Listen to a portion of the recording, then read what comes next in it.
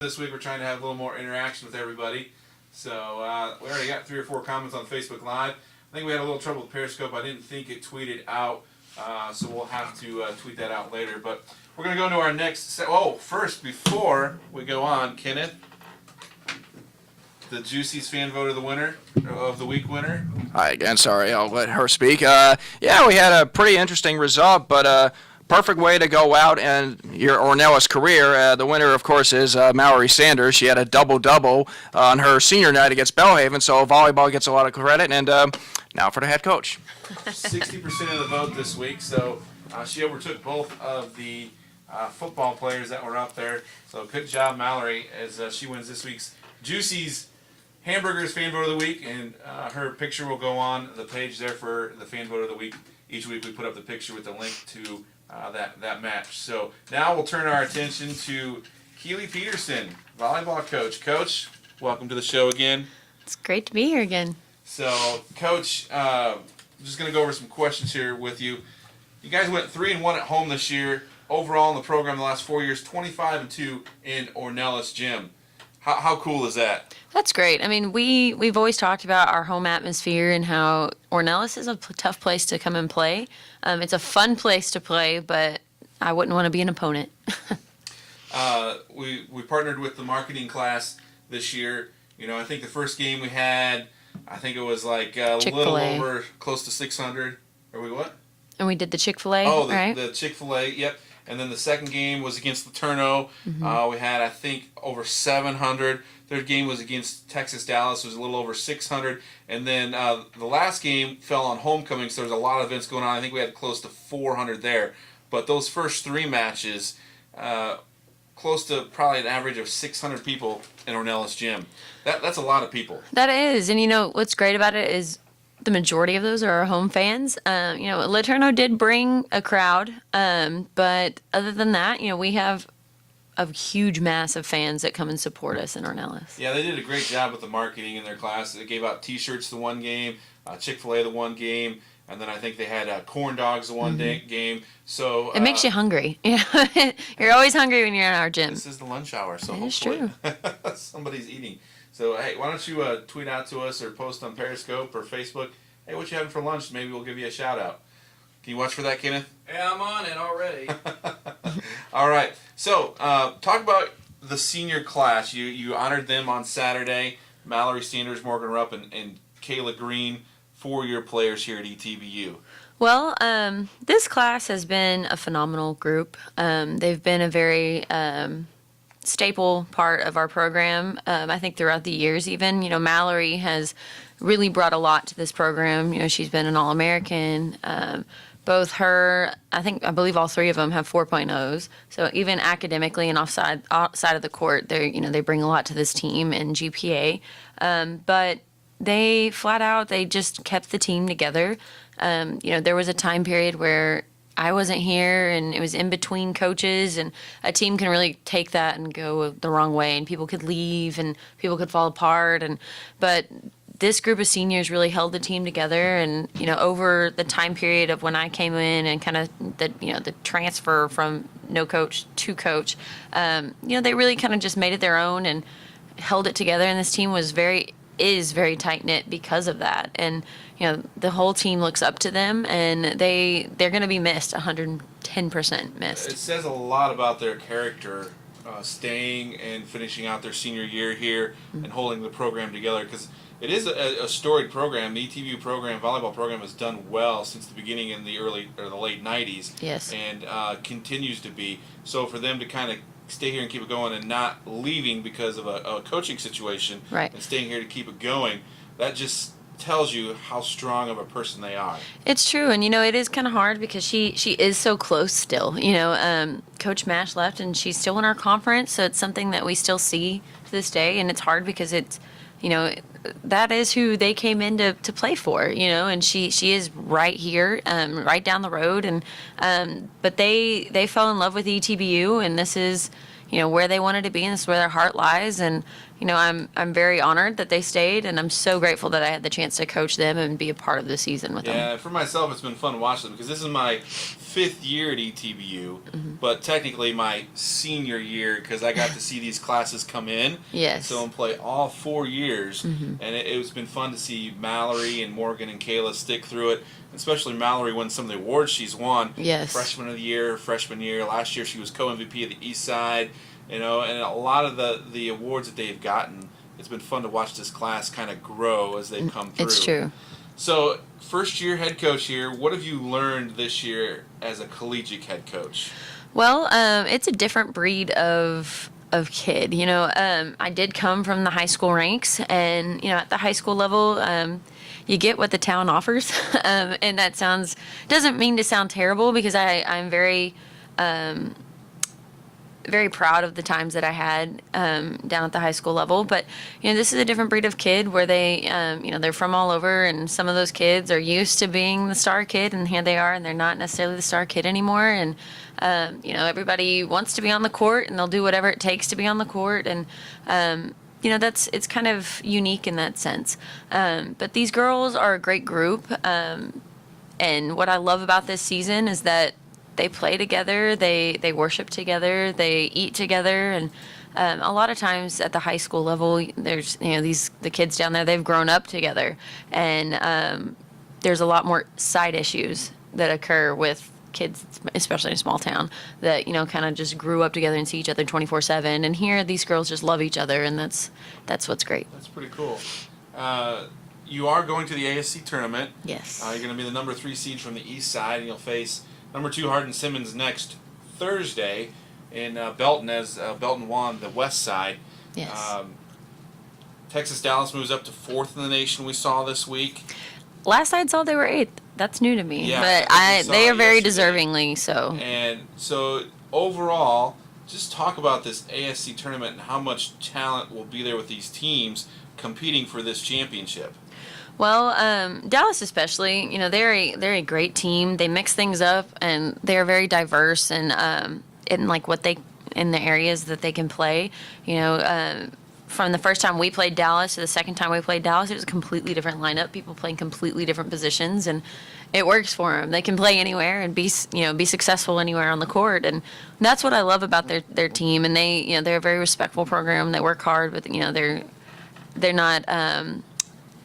How do I put this? They're not cocky. They're confident, and they're very sportsmanlike, and we love that. But the West has some really good teams, and they beat each other.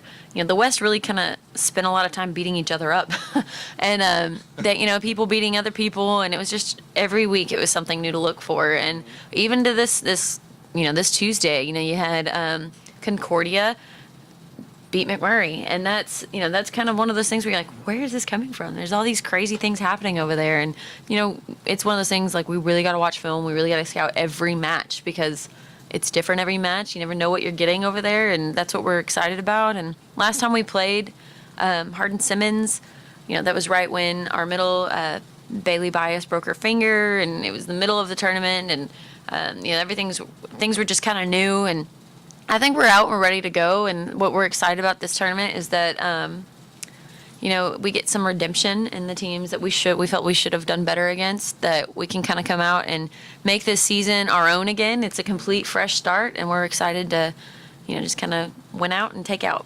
So we got Texas Dallas, Texas Tyler, and us from the East Side, Mary Hardin Baylor, Hardin Simmons, and Howard Payne from the West Side. And Mallory Sanders and I were talking about this last night. I don't remember the last time that Howard Payne made conference tournament. So this is a big year for them, and they beat some crazy people. They swept Hardin Simmons earlier this season, and this is going to be a very competitive tournament. And McMurray wasn't eligible for the conference tournament yet? Correct? Right, because due to the fact that when they joined, I think this is their last year, I believe, or maybe they may have 1 year. They should be to where their games start to count. 4th year, so I think next year they'll be eligible for exactly postseason. And I believe they would have, had they been eligible, they should have finished, I believe, 2nd on that side.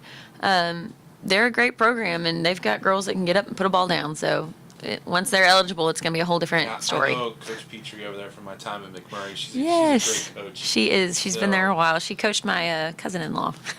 So you've also been a player in the ASC tournament. Yes, I was. How do you help your players that have not really played in the postseason or only played 1 or 2 matches in the postseason prepare for this tough tournament coming up? Because it is double elimination. It is. So you've got a chance to play 2 and sometimes on the championship day 3 matches in one day, which ETBU did I think 2 or 3 years ago.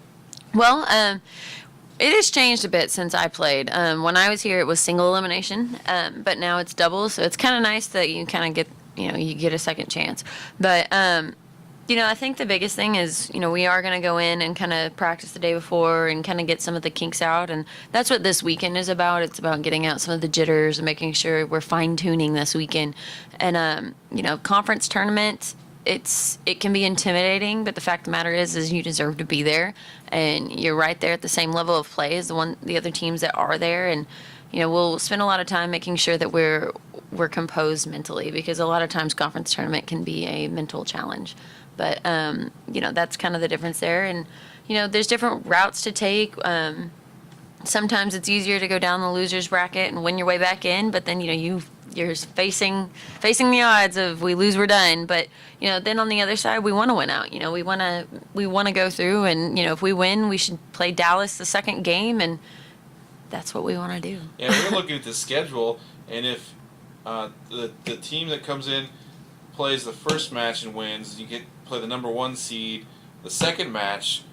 That loser then plays the next morning at 12 or 12:30. Yes. And the elimination game for the loser from the first day is after that. So technically, the team that could win the first match of the tournament could also be the first team out of the tournament. It's very true. So it's a weird scenario, but that's how they have it set up, and it's something that everybody deals with. But it's just kind of weird seeing, hey, you won yesterday, but you're the first team out. Yeah. So, but so going into postseason, first collegiate postseason as a head coach at ETBU. Tell us a little about your postseason experience as a head coach at the high school level, because you have some postseason experience coaching. Yes. What did you get a chance to do at the high school level? Well, I spent 4 years at Gilmer High School, and there I saw an array of different types of teams. I've been a part of teams that, we're just excited to be done, as unfortunate as that sounds, but I've been a part of teams that wanted to reach their full potential. And then I've also been a part of teams that are kind of just in the middle and not really sure you got a combination. And, that's what's great about our team right now is I don't feel like we necessarily are the latter of that. We're not, hoping that this is over, as you would hope that that's how it would go. But unfortunately, sometimes in seasons it does kind of end that way. Sometimes those girls are just ready to be away from each other.